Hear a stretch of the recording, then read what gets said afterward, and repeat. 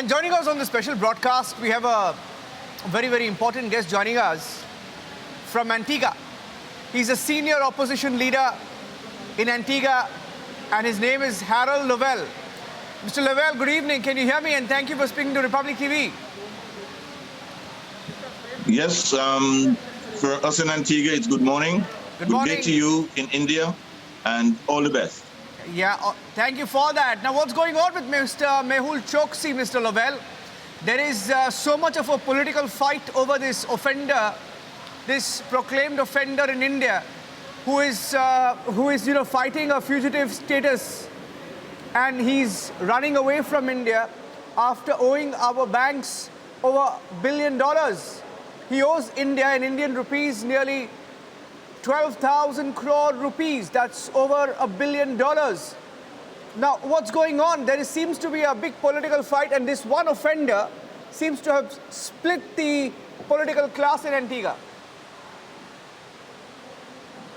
Well, no, we're not really that concerned with respect to what's happening in India. I mean, that is a matter for the Indian authorities. Our issue is simply a question of the rule of law. And our only interest is to make sure that Antigua and Barbuda continues to act in accordance with its constitution and its international obligations. With respect to the guilt or innocence of Mr. Choksi, that's not a matter for us. I would expect that that's a matter for the Indian court system. Our interest is purely our constitution and our traditional respect for the rule of law. Okay. And the rule of law also talks about the legal right of India to fight for the extradition of Mr. Mehul Choksi. You mentioned the rule of law, and we are following all diplomatic procedures, Mr. Lovell. Why shouldn't Mehul Choksi be extradited to India, be deported by Dominican Republic? I'm fully of the view that once the legal process is followed, then it ought to be respected. I know that Mr. Choksi has been in Antigua and that there are efforts to extradite him, and those are quite proper. And there's absolutely nothing wrong with that. We've only been commenting recently with respect to the demand or the request that he be sent directly back to India.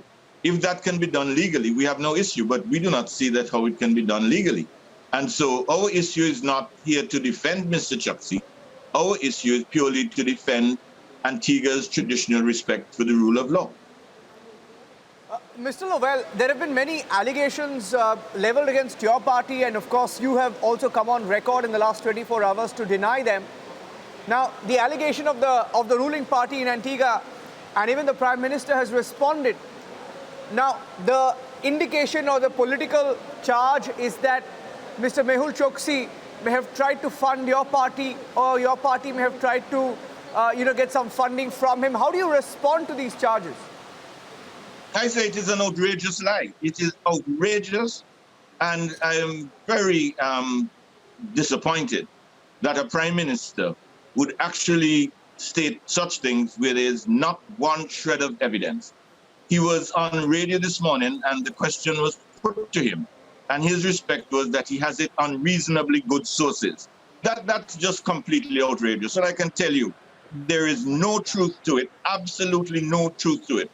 Personally, as leader of the United Progressive Party, I have never, ever met Mr. Choksi.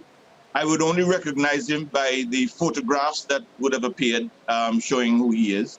No senior member of the party has ever spoken to him or been in contact with him or his family. We've never made any request. He's never made any offer.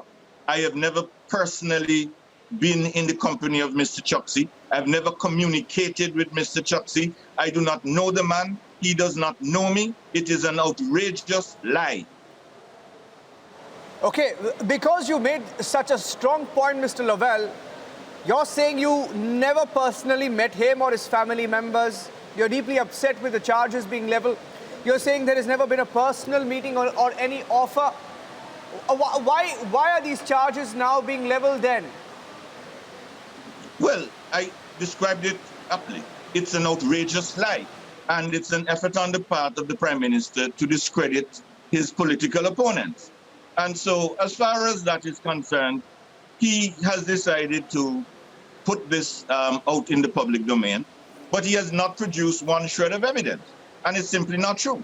And we can say that. But what is interesting is that when Mr. Choksi came to Antigua, we pointed to the fact that he was granted his citizenship 2 months before the elections in Antigua. At any rate, he came to Antigua 2 months before the election.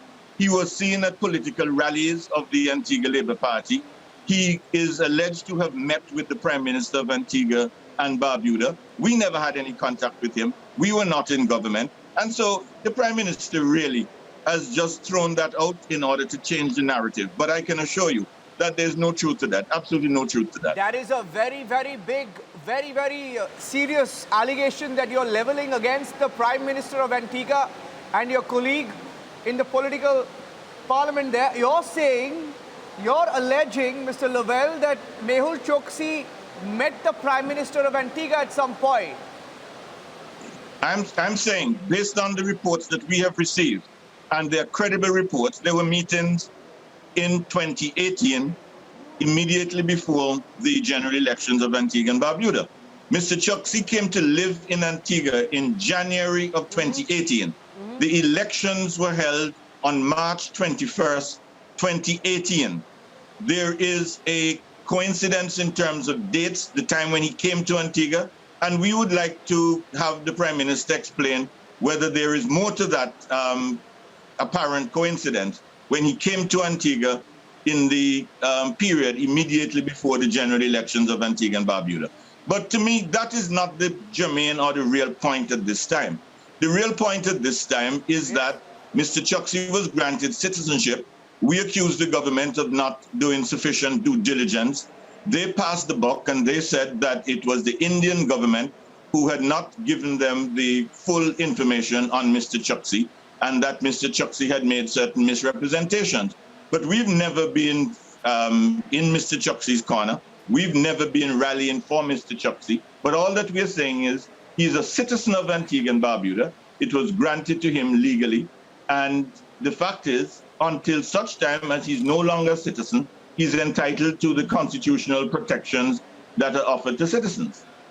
You are saying, Mr. Lovell, that the meetings took place in 2018. And from what you're telling me on Indian television this evening, and you're live on Indian television, millions of viewers watching you, and you're hinting, rather, that at some point, this offender, Mehul Choksi, had an understanding with the government, and you're saying that the entire narrative has now changed. Yes, can you repeat that, please? So you're alleging that there was some sort of an understanding between Mr. Choksi and the government in Antigua as early as in 2018, and something went wrong. You're saying that they're trying to change the narrative now. Yes, they're trying to change the narrative, and that's pretty clear.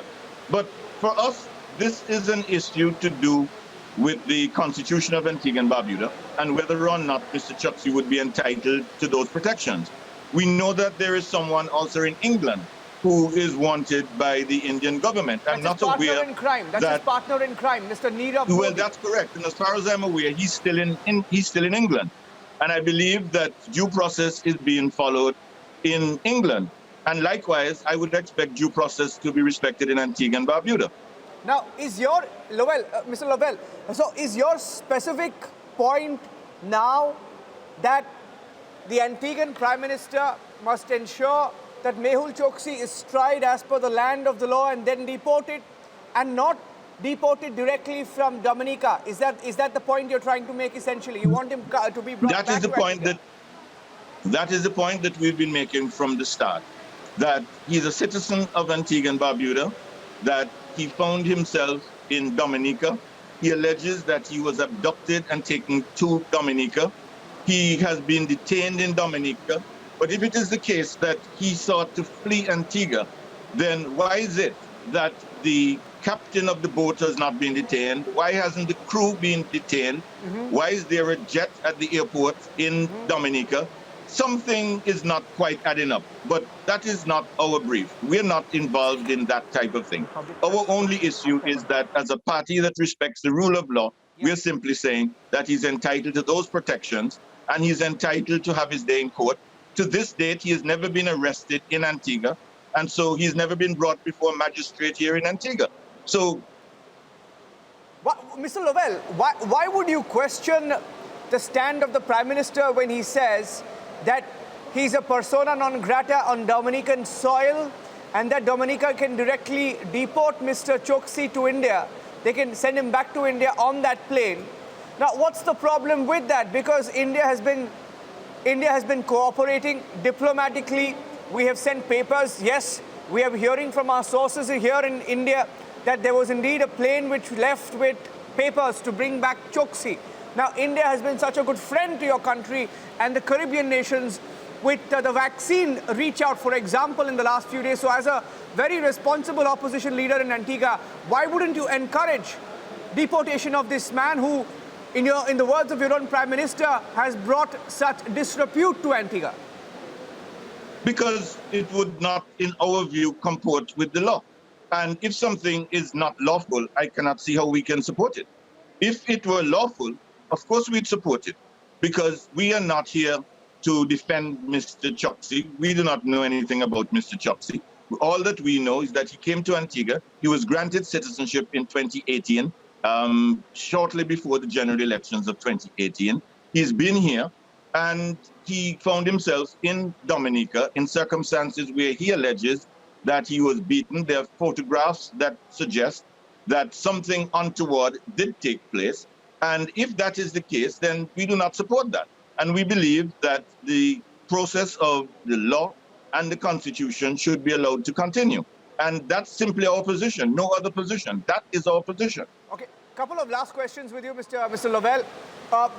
Would you say that if, as per the law, he's allowed to be brought back to India, would your party and the opposition wholeheartedly support the Antiguan government and the Prime Minister and the efforts to bring this man back to India and face the law here?